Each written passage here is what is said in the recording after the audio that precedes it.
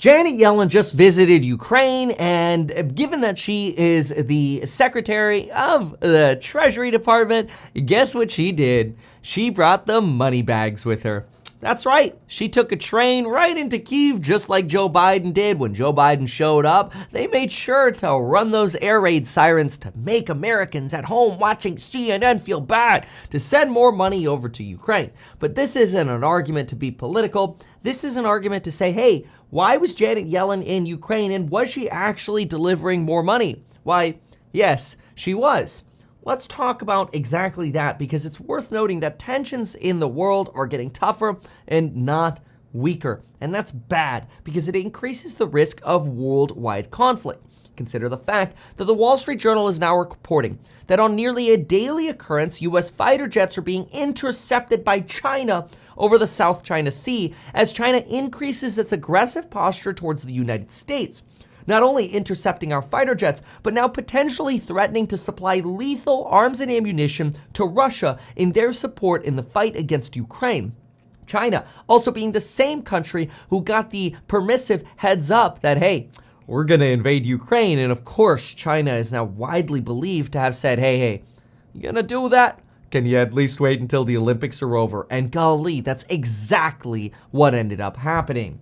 Now, at the same time as this tension is going on with China, you've got Iran looking to set up a lethal drone-making facility just outside of Moscow to manufacture billions of dollars worth of kamikaze drones that are faster and stronger to send straight into Ukraine with no chance that they get confiscated because it'll go from Russian territory right into the battlefield. This is in sharp contrast to the weapons that are being supplied from Iran to Yemen, so that way the Houthis can continue their fight against surrounding countries like the United Arab Emirates.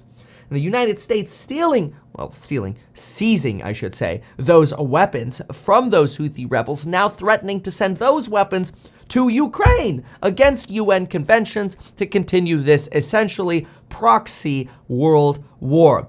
But we have to listen. Janet Yellen just went to Ukraine. Last week, Biden made the announcement that he's going there, and Janet Yellen just went there as well. Janet Yellen, what did she do when she was there? She just announced $1.25 billion of another $10 billion aid package to Ukraine. More money for Ukraine. Now, one of the issues that you have with Ukraine is the fact that Ukraine's financial competence is potentially being called into question. There are multiple allegations of rampant corruption in Ukraine. Take, for example, this piece from the Wilson Center, Fighting Corruption in Wartime Ukraine. And to some regards, you can't blame that there will be some level of corruption everywhere.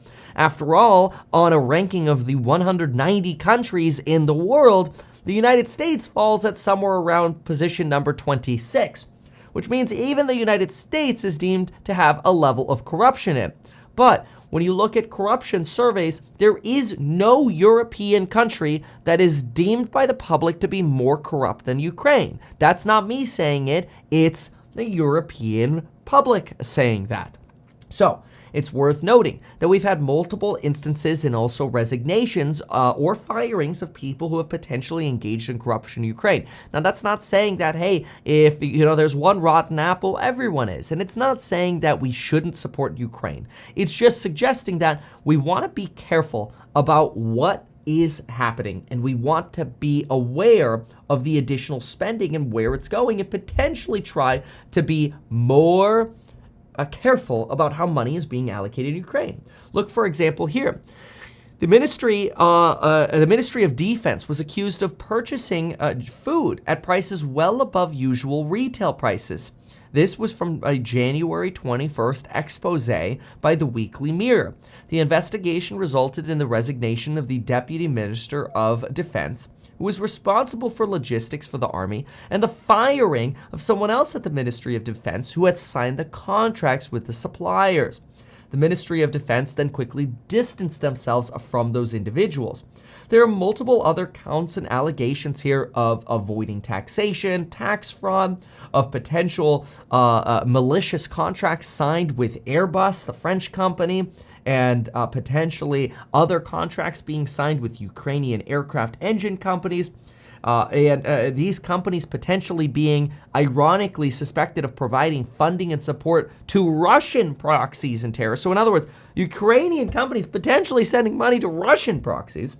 Then you've also got suspicion here by the prosecutor's general office suggesting that two former deputy directors of state-owned enterprises had engaged in the export and import of military goods and equipment. Basically, let me rephrase that. The prosecutor general's office issued notices of suspension to a particular company that was supplying military goods and equipment because of fears about either embezzling or just straight up corruption. And this piece goes on and on and on. There's no question here that there are absolutely cases where in any government you're going to have levels of corruption. The problem is the United States seems to be sticking its head in the sand. Look here. On January 31st, the U.S. Treasury Department said that the Treasury Department had, quote, no indication that U.S. funds were being misused in Ukraine. You have to be a blind ostrich with your head in the sand to suggest or to lie to the American public that there is, quote, no indication that funds have been misused in Ukraine. Let's be real. There are indications that funds are being misused in Ukraine. And it would be much better, in my opinion, if we actually had a United States government that said, hey, look, you know what? We realize some of the money in Ukraine is being misused, and here's what we're doing about it. Rather than this blind, nope, nothing's wrong attitude. This is a problem.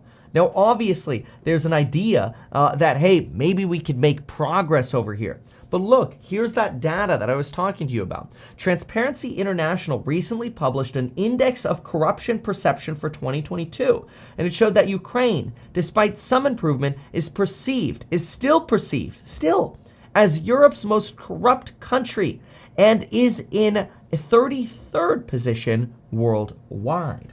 Yikes, that's not great. Unfortunately, though, this war continues to rage on and money continues to be spent. And this money that continues to be spent makes it very easy for people like Tucker Carlson to make people even more angry about where money is being spent. Look, for example, at latest episode from Tucker Carlson. And it doesn't help that when you have this kind of talk at the same time as our government saying, oh, nope, we don't see any corruption. Well, of course, if you have the government on one hand going, oh, we don't see any corruption in Ukraine and we know there is, of course, you're going to be able to now create this narrative that the U.S. is blindly sending money over to Ukraine and isn't actually caring about it. And listen in just for a moment. We'll only listen about 30, 45 seconds. In rural Alabama, burning crosses in the front yards of terrified sharecroppers to amuse ourselves. We don't have TV. Biden gave a speech the other day in 2023 to denounce lynching, as if lynching is still happening in the United States. It all seems a little delusional. So it was with genuine relief that we saw today one of Biden's top cabinet officials, Janet Yellen, who runs the Treasury Department, sign off her Twitter account, finally leave Washington, and meet with actual flesh and blood human beings who are suffering. And not only did she meet with them to prove her sincerity, Janet Yellen brought with her a check for $1 billion. And we'll admit, partisanship aside, we were happy to see that. Finally, someone in the Biden administration who actually cares, who's getting on an airplane to show concern. That's the good news. The bad news is Janet Yellen was not in East Palestine. She was in Ukraine. Watch. And today I'm proud to announce the transfer of an additional amount of over $1.2 billion. That's the first tranche of about $10 billion in direct budget support that the United States will provide in the coming months. We love you so much that we will give you whatever you want. Anything. A new bicycle, a puppy, a pony, it's yours. We love you. Billions more for Ukraine, your tax dollars. But that money's not going to be going to the newly poisoned communities of Eastern Ohio. Who cares about them? It's not going to be earmarked for the hundreds of thousands of American families who have lost loved ones to the opioid epidemic, an epidemic that was created by Democratic donors at Purdue Pharma. No, that money's going to Zelensky and his wife in Kiev. And that money will complement the more than $100 billion in tax dollars they've already received from the U.S. Treasury. And you've got to think as they watch this tonight, assuming there's still TV reception in East Palestine, the people who are stuck there are kicking themselves. If only they had paid Joe Biden's crackhead son 80 grand a month for a no-show job, Janet Yellen might be visiting them today. It seemed like a lot of money at the time, but that turned out to be the best investment those Ukrainian oligarchs ever made. It was like buying Google stock 20 years ago. Talk about a jackpot. And by the way, nobody understands the principles of political... We'll come back. So, look, another $10 billion issued as direct budget support for Ukraine. Why? Well, it's because Ukraine expects a $30 billion shortfall for electricity, heat, and water in 2023. So yet again, the United States is expected to pick up the tab. The European Union is also falling behind on its aid promises. So while the European Union promises to send money to a European ally, who is in fairness not part of the EU, but a European Union, the European Union, who promises to send money to Ukraine, is falling behind on doing so. While at the same time, Biden and Janet Yellen are visiting Kyiv and delivering checks. New and additional $10 billion of direct budget support. While at the same time, our Treasury Department pretends there's no corruption happening in Ukraine. Look, I'm not here to say we shouldn't help, but I'm here to say some accountability and some recognition of accountability should be much more of a priority, as should helping Americans where we need it, whether it's with an unfunded Social Security safety net for the people who need it, or our disability funds, or Medicare funds, or how about homelessness? But no, we have politicians who only care about getting reelected, like Gavin Newsom, whom I ran against for governor in 2020 and came in second place against recall candidates. Gavin Newsom would rather send stimulus checks to people making up to $500,000 than actually give a damn about homelessness or creating additional housing. Even his LA Times mouthpiece has criticized his SB 7 housing law as essentially worthless. But back to Ukraine, what's most disgusting is the fact that the European Union and countries like Poland are saying, oh, we'll send you tanks, we'll help Ukraine, and they're making these grandiose claims of sending money and tanks, but what do we find out after the promises are made? Europe isn't actually sending the money because they're falling behind, according to the Wall Street Journal. They're making very clear in their expose, hey, Europe, you're not keeping up with your promises. And what does Poland say in interviews? Well, the tanks we promised, we don't know if they actually work. So Ukraine needs more help. And who's paying for it? You. Well, the 98% of you in America watching this video are paying for it. So much for foreign aid. It's more like US aid. Now, unfortunately, what's sad about this is now you're continuing the proxy war of China supporting Russia more and the United States supporting Ukraine more. Everybody else is kind of watching. It's really turning into a war of the biggest powers. On top of that, you do have in a surprise agreement, and this is really to kind of smooth over relations with the United States, we have to give credit to Saudi Arabia. Saudi Arabia has announced a $400 million agreement to support Kyiv. Now that sounds great, but if we're sending over $100 billion, thank you, Saudi Arabia, for the 0.4%. Now, there is some good news, at least in the war, in that Russia's trying to prop up oil prices, in that they've cut oil production by about 5% in an attempt to raise prices. Unfortunately, since their oil production cut, oil prices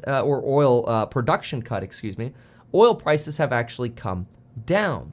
Oil prices are now at lower levels than where they were before the war began. Russia's control over the energy markets, fortunately, is waning.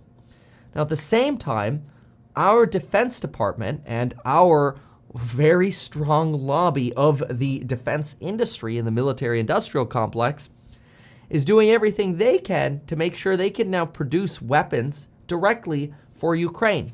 This also, according to the Wall Street Journal, where the Wall Street Journal suggests that Lockheed Martin is expected to post revenue declines, ironically, this year, but they have over $150 billion of a backlog of production, now producing military equipment directly for Ukraine as we go through our own stockpile and the world starts running out of ammunition. There is now a $150 billion backlog of military equipment production just for Lockheed Martin. That's just one of the defense contractors. At the same time, Germany is now preparing to start producing fighter jets after decades of not producing fighter jets because the world doesn't need more weapons, or it doesn't need less weapons, it needs more. And we're producing and going to produce now probably a decade worth of jets, military equipment, and weapons. And I expect that production will continue even after the war in Ukraine either stagnates, drags on, or even ends. Nobody's going to want to be stuck without a massive stockpile of weapons, which unfortunately just sets up for stresses into the future. So I hate to say it, but none of this sounds really fantastic. And a lot of the fingers, in my opinion, just point to our politicians in Washington who don't seem to care about proper accountability to us as Americans. I'm not here to say we shouldn't be helping Ukraine, but I am here to say that maybe we should be more balanced in how we're spending money and demand better accountability. Because right now, it just seems like we continue to trend towards World War III. And it's the last thing I want to worry about. I want to worry about stocks and real estate and making sure people can get access to building their wealth in the easiest way possible. That's why I have programs on building your wealth with a flash sale that expires tomorrow, linked down below, whether it's becoming a millionaire in real estate, which is actually surprisingly easy to do, 0 to millionaire real estate investing, stocks and psychology of money, or the programs on building your income. Check those out, link down below, because I personally believe education is the best way to get ahead, especially if you're looking to build your wealth.